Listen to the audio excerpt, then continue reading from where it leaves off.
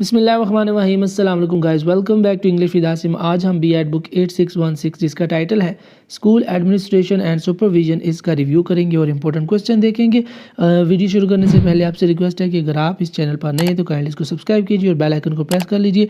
और जिन लोगों ने ऑलरेडी ये दोनों काम कर लिए उनका मैं शुक्रिया अदा करता हूँ। Stay tuned. नेक्स्ट क्वेश्चन है जी, explain performance appraisal. Important question है, ये पेपर में आएगा और जो पहले भी क्वेश्चन हमने एक्सप्लेन किए वो भी पेपर में आएंगे, तो इंशाल्लाह पेपर इन क्वेश्चन से हट कर नहीं होगा। तो आपने ज़रा गौर से सुनना है, वर्डिंग चेंज हो सकती है लेकिन आंसर सब में यही फिट होंगे। Explain performance appraisal, importance, kinds of audits and administrative evolution. इंतज़ामिया की वैल्यूएशन, इंतज़ामिया का जायज़ा क्या होता है, परफॉर्मेंस अप्रेजल क्या होती है, इसकी अहमियत बयान कीजिए। और ऑडिट क्या होता है, ऑडिट की अक़साम कौन कौन सी हैं। ऑडिट से मुराद वही है कि गवर्नमेंट ने आपको जो पैसे दिए हुए हैं साल के लिए स्कूल पर खर्च करने के लिए, तो साल के आखिर पर गवर्नमेंट आपसे हिसाब मांगेगी कि जो पैसे आपने जहाँ जहाँ खर्च किए हैं उनकी रसीदें दो। तो अगर आपने रसीद दे दी, आपके अखराजात बैलेंस आ गए, जो हुकूमत ने पैसे दिए थे अखराजात उनके साथ बराबर आ गए, तो फिर तो काम यस है। लेकिन अगर आपने पैसे कहीं खर्च किए और रसीद नहीं है, सबूत ही नहीं है आपके पास कि कहाँ खर्च किया है, तो फिर जितने भी पैसे होंगे वो आपने खुद से अपने पास से देने होंगे। तो इसको ऑडिट कहते हैं, यानी आपको खुले पैसे दे दिए जाते हैं कि खर्च करें और साल के आखिर पर कहा जाता है आप ज़रा हिसाब दो। ठीक है जी, तो हिसाब में अगर आपने पैसे ऐसे ऐसे हिसाब दे दिया तो आपकी बचत है, वरना ऑडिट होगा और आप पर जनाब कानूनी चाराजाई होगी।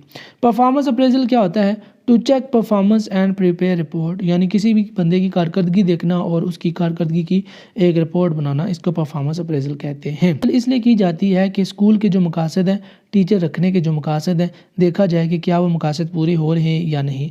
जो इंतज़ामिया कमेटी ने गोल्स या मकासद सेट किए हुए, क्या उन मकासद को हम अचीव कर चुके हैं या नहीं कर चुके।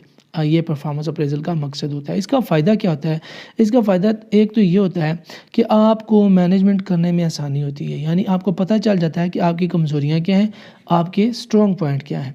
ठीक है, तो फिर आप स्ट्रॉन्ग को मज़ीद स्ट्रॉन्ग करते हैं और कमज़ोरियों को आप दूर करके जनाब अपनी परफॉर्मेंस को मज़ीद बेहतर बना सकते हैं। ये इसकी स्कोप, इसकी इंपॉर्टेंस है।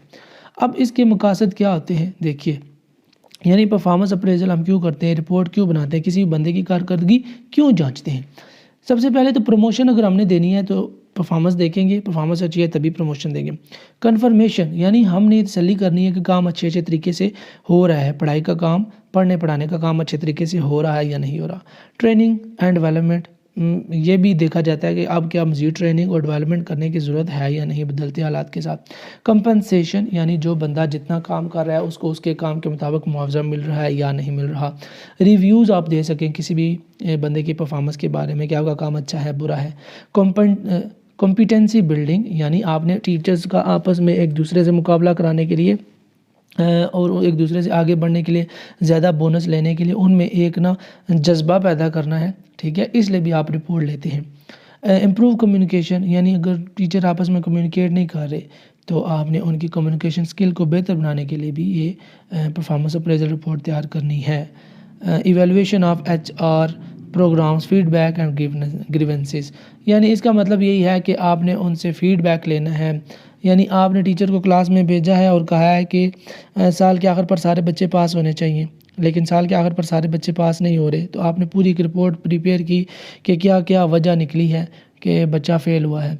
तो आपने जब उस टीचर से फीडबैक लिया तो बताएं जी क्यों फ़ेल हुआ है, तो वो सारे टेस्ट निकाल के सामने ले आएगा, देखें जी साल में इतने टेस्ट हुए हैं, सब में ये फ़ेल था, इतने इसने छुट्टियाँ की हैं और इतनी मरतबा इसने होमवर्क या फिर सी वर्क नहीं किया था, तो ये वजूहात है।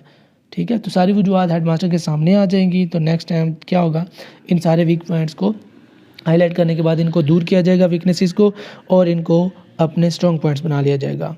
अब परफॉर्मेंस अप्रेजल के क्या क्या तरीके हैं, यानी किसी भी परफॉर्मेंस को चेक करने के क्या क्या तरीके। सबसे पहले रेटिंग स्केल आपने बना देना है, यानी good, better, best, satisfactory, non satisfactory, agreed, इस तरह के आपने एक रेटिंग स्केल रखना है और फिर परफॉर्मेंस को देखते हुए जो भी सूटेबल होगा उसको टिक कर लेना है। चेक लिस्ट, हाँ जी टीचर क्लास में टाइम से जाता है, यस जाता है तो गुड कर दें, नहीं जाता तो क्रॉस कर लें, तो इस तरह की चीज़ों को चेकलिस्ट कहते हैं।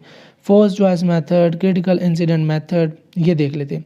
Behaviour during a task is checked, यानी इसके तहत आप बच्चों का बिहेवियर चेक करते हैं कि जब आपने बच्चों को ग्रुप वर्क दिया है या कोई भी प्रोजेक्ट दिया है तो बच्चे उस प्रोजेक्ट को देखकर क्या महसूस करते हैं? खुशी खुशी वो काम करते हैं या कि वो उकता जाते हैं या एक दूसरे को डिस्टर्ब करना शुरू कर देते हैं? फील्ड रिव्यू मेथड, आपने बच्चों को स्कूल से बाहर ले गए, कोई एक्टिविटी कराई है, दौड़ कराई है, तो आपने कहा कि दौड़ें, तो दूर खड़े होकर आपने चेक करना है कि क्या बच्चे अच्छे तरीके से पार्टिसिपेट कर रहे हैं या नहीं कर रहे। परफॉर्मेंस टेस्ट, आप उनसे टेस्ट लें, उनसे पेपर लें और देखें कि कितना उन्होंने अचीव किया है। कॉन्फिडेंशियल रिपोर्ट, ये ऐसी रिपोर्ट होती है जैसे प्रोग्रेस रिपोर्ट होती है जो कि टीचर और हेडमास्टर के दरमियान कॉन्फिडेंशियल होती है, छुपा कर रखते हैं ताकि खुदा न खास्ता अगर वो लीक हो जाए या कोई बाहर निकल जाए रिपोर्ट तो मसला बन सकता है। तो इस मसले से बचने के लिए ये कॉन्फिडेंशियल रखी जाती है। तो ये आजकल इतनी कोई ज़्यादा रिपोर्ट्स होती नहीं है। हाँ जी, ऐसा हो सकता है कि एक टीचर ने किसी बच्चे को बहुत सख्त मारा है और उस पर चेहरे पर निशान आ गए या जहाँ पर मारा है उसने वहाँ पर निशान आ गए, तो अब ये कॉन्फिडेंशियल है। टीचर की भी बदनामी, हेडमास्टर की बदनामी, स्कूल की बदनामी, तो इस सारे मामला से बचने के लिए बच्चे से लाड प्यार किया जाता है या उसके वालिदैन को पहले एतमाद में ले लिया जाता है कि प्लीज़ ये बात किसी को बताइएगा नहीं वरना मसला हो सकता है। तो ये कॉन्फिडेंशियल रिपोर्ट होती है। 360 डिग्री, आप 360 डिग्री पे कुछ पॉइंट लिख दें और देख लें कि बंदे की परफॉर्मेंस किस लेवल पर है। ऑडिट क्या होता है मैं आपको ऑलरेडी बता चुका हूँ। Official inspection of an account, किसी भी अकाउंट की सरकारी जो जांच पड़ताल है, तफ्तीश है, उसको ऑडिट कहते हैं। दो तरह का होता है, फाइनेंशियल ऑडिट और दूसरा ऑडिट देखते हैं कौन सा होता है, एकेडमिक ऑडिट। फाइनेंशियल ऑडिट का मतलब वही होता है कि आपने सारी की सारी मालूमात पेश करनी है हायर अथॉरिटीज़ को जी कि आपने लाख रुपया दिया था तो ये सारी लाख रुपए के अखराजात की तफसील है, चेक कर लीजिए। Check record keeping policies, check records are properly stored. हाँ जी, ये आप देखें फाइनेंशियल ऑडिट में आप ये भी देखते हैं कि जो भी आपने रसीदें लाई हैं वो आपने अच्छे तरीके से महफूज की हुई हैं या नहीं की हुई। रिव्यू डेबिटेड क्रेडिट अमाउंट, यानी जितने भी आपके अखराजात हुए हैं, गवर्नमेंट ने जितने आपको पैसे दिए हैं उनकी भी एक आप रसीद रखें और जो पैसे आपने उनमें से खर्च किए आप उनकी भी एक रसीद रखें। Check protection level of corruption, आप देखें कि करप्शन किस हद तक हो रही है, बदयांती किस हद तक हुई, आपने किस हद तक जनाब दो नंबरी की है गवर्नमेंट के पैसों के साथ।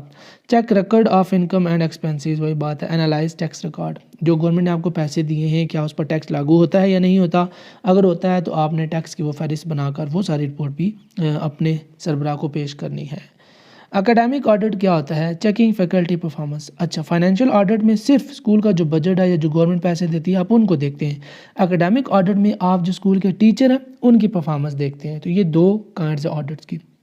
आप इंटरव्यू लेते हैं टीचर से, ठीक है जी, आप डेमोन्स्ट्रेशन लेते हैं उनसे, हाँ जी बताएं क्या पढ़ाया है, कितना पढ़ाया है। अच्छा जी, अगर कोई टीचर कहता है जी कि मैंने आज टेंसेस पढ़ाए हैं तो आपसे प्रिंसिपल पूछ ले इंटरव्यू में या हेडमास्टर पूछ ले कि टेंस क्या होता है, तो आपको आता ही ना हो तो फिर ये मसाइल है। जैसे कि हमारा एक दोस्त था, वो एफए में चाहता था कि वो एफएससी करे तो या फिर साइंस रखे, जी हाँ साइंस रखे, तो टीचर ने उनसे पूछा कि साइंस के स्पेलिंग सुनाओ ना ज़रा, तो उस बेचारे को कन्फ्यूजन में साइंस के स्पेलिंग ही नहीं आए जिसकी वजह से उन्होंने उसको रिजेक्ट कर दिया, तो फिर वो किसी और इदारे में चला गया था।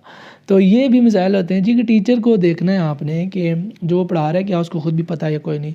क्वेश्चनियर आप तरतीब दे लें। Attendance eight already schedule meetings, अच्छा शेड्यूल मीटिंग आप रख लें टीचर के साथ, क्वेश्चनियर बना के टीचर को दें कि आप ये परफॉर्मा फिल करके दें। डॉक्यूमेंट रिव्यू कर लें आप, उसकी सारी जो परफॉर्मेंस है उसको जनाब डॉक्यूमेंट की मदद से लिख लें कि आज ये टीचर इतने बजे आया था, आज इसने लेक्चर ज़रा जल्दी छोड़ दिया था, आज इसने क्लास लेट छोड़ी थी, ठीक है। रिव्यू सेक्रेटरी, आप टीचर जो हेड मास्टर होता है वो अपनी हेल्प के लिए अपना एक सेक्रेटरी रख ले, क्योंकि अब हेड मास्टर तो हर क्लास में जाके नहीं ये चीज़ें चेक कर सकता, तो वो बंदा रख लेता है साथ हेल्पर के तौर पर जो ये सारे काम करते हैं। एडमिनिस्ट्रेटिव एवेलुएशन क्या होती है, इंतज़ामिया का जायज़ा, इंतज़ामिया की तशरीह क्या होती है। Administrators check their own performance, जो भी स्कूल का जो भी किसी भी इदारे का सरबराह है वो अपनी परफॉर्मेंस खुद देखता है, ठीक है, और चेक करता है कि मेरी क्या कमज़ोरियाँ हैं, क्या खामियाँ हैं, कहाँ बेहतरी की ज़रूरत है। तो ये सारी बातें एडमिनिस्ट्रेशन एवेलुएशन में आ जाती हैं।